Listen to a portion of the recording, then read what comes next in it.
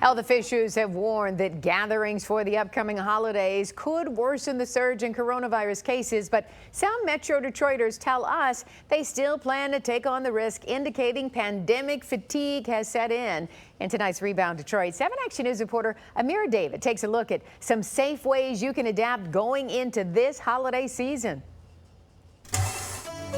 For Laurie Boloven-Castillo, a holiday family gathering isn't complete without a holiday family feast. Normally, we have a huge Thanksgiving at my parents' house. It consists of my parents, me and my 3 sisters. We all have families of our own now. Typically by now, she'd be menu prepping for a gathering of 25. But this year, she'll be breaking bread with just 3. I have decided that I'm going to celebrate with my kids and their dad.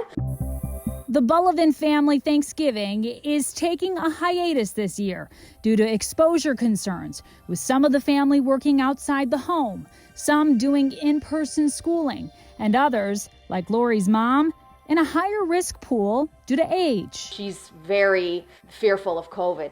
She says that she's had 64 Thanksgivings, good Thanksgivings, and she can afford to sit one out. So instead, we're going to make to-go plates and deliver them to my parents. And Laurie is not alone. Many Metro Detroiters feeling the pinch to adapt.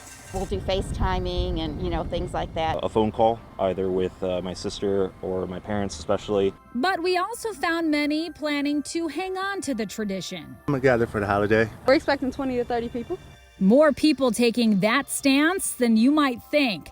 When I surveyed viewers on Twitter, 32% said they would gather with precautions, and another 32% said they'd gather with none. Critical care physician Rena Audish not at all surprised to hear that. We tend to think of our families as a safe space. But that safe space is now questionable, with coronavirus cases surging, due in part to an increase in indoor socializing. Do you think it is possible to safely gather with your family over the holidays?